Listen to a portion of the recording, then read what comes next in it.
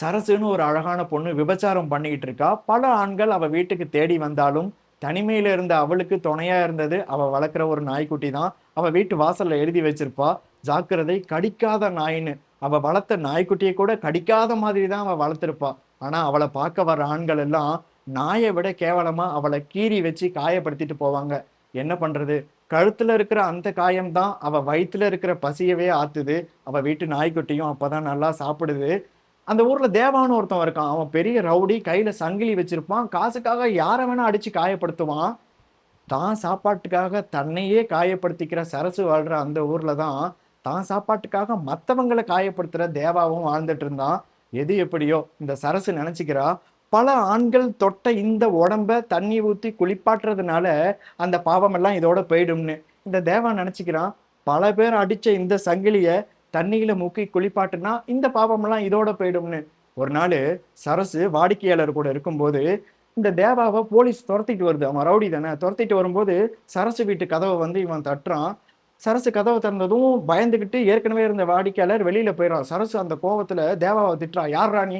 எதுக்குடா இங்க வந்தன்னு?" தேவா சொல்றான், "போலீஸ் என்ன தொரத்திட்டு வருது. 2 மணி நேரத்துக்கு நான் இங்க தான் இருப்பேன். 2 மணி நேரத்துக்கு உன்னோட காசு எவ்வளோன்னு சொல்லுன்னு" கேட்கறான். அவன் சொல்றான் ரூ. 30ன்னு. இவன் ரூ. 50 எடுத்து தரான். அவ கிட்ட நெருங்கி வரும்போது இவன் வேண்டான்னு, எனக்கு இதெல்லாம் புடிக்காதுன்னு சொல்லிடுறான்.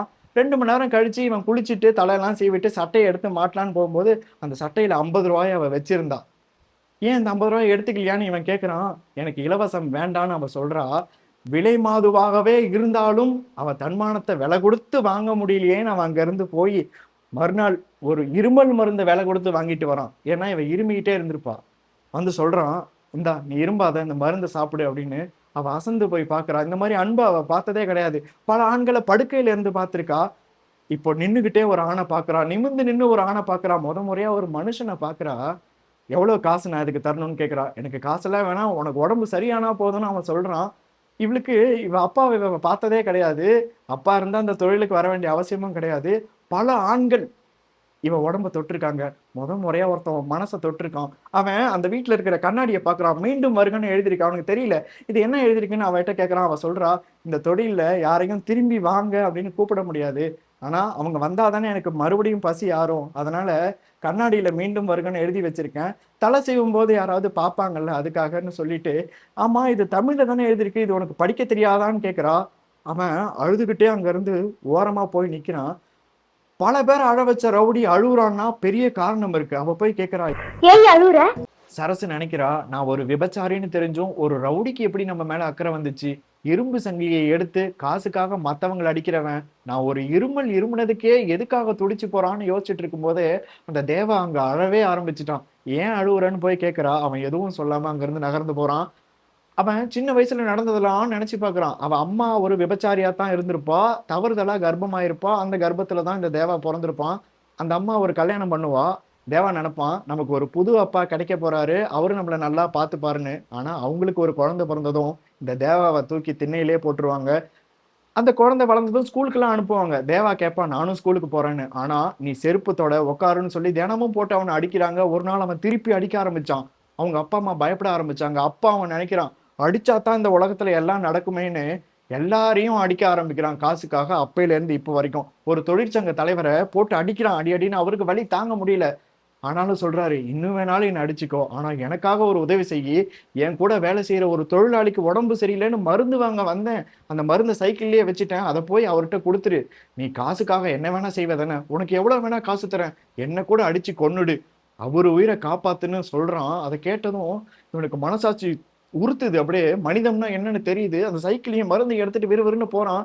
அதுக்குள்ள அந்த தொழிலாளி அங்க இறந்து போயிடுறான். அவன் பொண்டாட்டி தலையிலேயே அடிச்சுட்டு அழுவுறான். அத பார்த்ததும் இவனுக்கும் அழுகை வந்துருச்சு. நேரா கடைக்கு போறான். 2 பன்னு வாங்கி சாப்பிடுவான் பசிச்சதுன்னா. 2 பன்னு வாங்குறான். ஆனா, அந்த தொழிலாளியோட குடும்பம் இனி எப்படி சாப்பிடும்னு நெனச்சு பார்த்துட்டு, அந்த பன்னு வேண்டான்னு திருப்பி குடுத்துடுறான். மனசு தாங்க முடியல. ரொம்ப கஷ்டமா இருக்கு. சரசு வீட்டுக்கு போறான். நடந்ததெல்லாம் சொல்றான். "நான் இனி ரவுடி தொழில விட்டுர்றேன். நீயும் இனி விபச்சாரம் பண்ணாத. நான் உன்ன காப்பாத்துறேன்னு" சொல்லி அவள கட்டி பிடிக்கிறான். அந்த விபச்சாரி சரசு இருக்கால்ல, எத்தனையோ ஆண்கள கட்டி பிடிச்சிருப்பான். ஆனா, "உனக்கு நான் இருக்கேன்னு" ஆறுதலா கட்டி பிடிக்கிறான்ல, அந்த ஸ்பரிசம் இவளுக்கு ரொம்பவே புடிச்சிருக்கு. ஆனாலும், இல்ல பரவாயில்லன்னு அரை மனசோட அவன அங்கிருந்து அனுப்பி வச்சிடுறா. அப்போ ஒரு வாடிக்கையாளர் வரான். சோடா புட்டியோட இடைவெளி விட்ட எத்து பல்லோட. அவன் சொல்றான் சரசுகிட்ட, சரசு உன்னை எனக்கு ரொம்ப பிடிக்கும். ஏன்னா என் பல்லு இப்படி இருக்கா, அதனால என் பொண்டாட்டி என் கிட்ட கூட வரமாட்டா. ஒருவேளை என் கிட்ட வந்தாலும் வேற எவனையோ மனசுல நினைச்சுப்பா. ஆனா நீ மட்டும் தான் சரசு என்ன மட்டுமே மனசுல நினைச்சிருக்கன்னு சொல்லிட்டு கட்டி பிடிக்கும்போது சரசுக்கு தோணும். அப்போ தேவாவோட நினைப்பு வந்துரும். தேவாவ காதலிக்கிறேன் அப்படிங்கிறதே அவ அப்பதான் புரிஞ்சுக்குவா.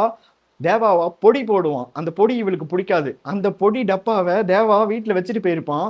இவ வீட்ல. அந்த பொடி டப்பாவ எடுப்பா. இவளுக்கு பிடிக்காத அந்த பொடி டப்பா இப்ப பிடிக்க ஆரம்பிச்சிரும். அந்த பொடி டப்பாவ எடுத்துக்கிட்டு தேவா வீட்டுக்கு போவா. பொடி டப்பாவோட வந்த சரசு கொஞ்சம் பொடி வச்சு பேசுறா. நான் ஒரு விபச்சாரி. நிஜமாவே நீ என்ன கல்யாணம் பண்ணிக்க ஓகேயா? அப்படின்னு தேவா கிட்ட கேட்கிறா. அவன் ஆமான்னு சொன்னதும், இவன் மனசுல இருந்த எல்லா சந்தேகத்தையும் அழிச்சிடுறா. கண்ணாடியில மீண்டும் வருகன்னு எழுதியிருந்துச்சுல்ல, அதையும் அழிச்சிடுறா. ஏன்னா இனி எந்த வாடிக்கையாளரும் வர தேவை கிடையாது. கடிக்காத நாய் அப்படின்னு எழுதியிருந்தா, இப்ப கடிக்கும் நாயின்னு அதை மாத்திட்டா. 2 பேரும் சந்தோஷமா வாழ்ந்தாங்க. ஒரு நாள் அவனுக்கு செலவுக்கு கையில காசு இல்ல. இவன் 30 ரூபாயை எடுத்துட்டு வந்து அவன் கையில வைக்கிறா. ஏது இந்த காசுன்னு அவன் கேட்குறான். நம்ம வீட்ல இருந்த நாய்க்குட்டியை நான் வித்துட்டேன்னு அவ சொல்றா. அவ எவ்வளோ ஆசையா அந்த நாய்க்குட்டியை வளர்த்தாங்கிறது இவனுக்கு தெரியும். அந்த பணத்தை அவன் பார்க்கறான். அந்த நாய் குலைக்கிற சத்தம் அந்த பணத்துல அவனுக்கு கேட்குது. என்ன இருந்தாலும் அவங்க சந்தோஷமா இருந்தாங்க. அவளும் ஒரு நாள் கர்ப்பமானா. ஆனா சோமான்னு ஒரு பணக்கார பையன் ஏற்கனவே சரசு கூட வாடிக்கையாளரா வந்து போனவன் இப்போ தேவா இல்லாத நேரத்துல சரசை பார்க்க வரான். நான் உன் கூட ஒரு நாளாவது இருப்பேன், நீ எனக்கு வப்பாட்டியா இருன்னு சொல்லி சண்டை போடுறான். சரசு அவனை விளக்காமத்தாலேயே அடிச்சு துரத்துறா. அந்த கோவத்துல அந்த சோமா தேவா கண்ணு முன்னாடியே 4 பேர் பார்க்குற மாதிரி பலவந்தமா சரசு கூட தப்பு பண்றான். இந்த கோவத்துல தேவா சோமாவை போட்டு அடி அடின்னு அடிக்கிறான். சோமா திட்டம் போட்டு தேவாவை போலீஸ்ல புடிச்சு கொடுத்துறான். ஜெயிலுக்கு போயிட்டான் அவன். ஒரு நாள் பிரசவ வலி வந்துருச்சு சரசுக்கு. அதை விட தான் புருஷன் இந்த நேரத்துல கூட இல்லையேங்கிற வலியும் அதிகமா வந்துச்சு. ஆனாலும் குழந்தை முகத்தை பார்க்க போறோமேன்னு சந்தோஷத்துல இருக்கா. குழந்தை செத்து பிறக்குது. அவளுக்கு குழந்தைன்னா ரொம்ப பிடிக்கும். ஆனாலும் அவ விபச்சாரி இல்ல. ஆண்கள் கூட இருக்கும் போதெல்லாம் கருத்தடை மாத்திரை சாப்பிட்டுட்டு தான் இருப்பா. ஆனா புருஷன் கூட இருந்து இப்ப குழந்தை பிறக்க போகுதுன்னு நினைச்சா அந்த ஆசை அவளுக்கு நடக்கவே இல்லை. ஜெயில இருந்து தேவா திரும்பி வரான். விளையாட்டு பொம்மைலாம் வாங்கிக்கிட்டு வந்து வீட்டுல பார்த்தா கண்ணாடியில மீண்டும் வருகன்னு திரும்ப எழுதி இருந்துச்சு. சரசு கிட்ட போயிட்டு மறுபடியும் ஏன்னு கேட்குறான். கடன் ஆயிடுச்சு அதனாலதான்னு சரசு சொல்றா. குழந்தை எங்க அப்படின்னு கேட்குறான். அது செத்து போச்சு, சோமா அன்னைக்கு அப்படி பண்ணான்ல அதனாலன்னு அவ சொல்றா. அவன் கையில இருந்த விளையாட்டு பொம்மைய அந்த குழந்தை போட்டோ ஒன்று இருக்கும் அதுல மாட்டிட்டு அங்கிருந்து கிளம்பி போய் சோமாவை கொலை பண்ணிடுறான். கொலை பண்ணிட்டு இவனுக்கு ஒரே சிரிப்பா வருது விதியை நினைச்சு.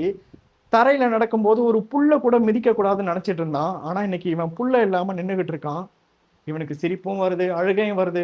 போலீஸ் வந்து ஜீப்ல இவனை அழைச்சிட்டு போறாங்க. அதே ஜீப்ல சரசும் ஏறுறா. விபச்சாரம் பண்ணிட்டாங்கிறதுக்காக போலீஸ் அவளையும் அரெஸ்ட் பண்றாங்க.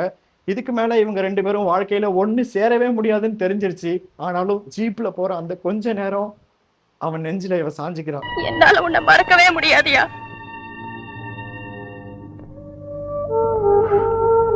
உன் கூட இருந்தேன் பாரு, அந்த நாளையெல்லாம் நினைச்சு பார்த்துட்டே இருப்பேன். பொழப்பு எப்படியே தள்ளிடுறேன்.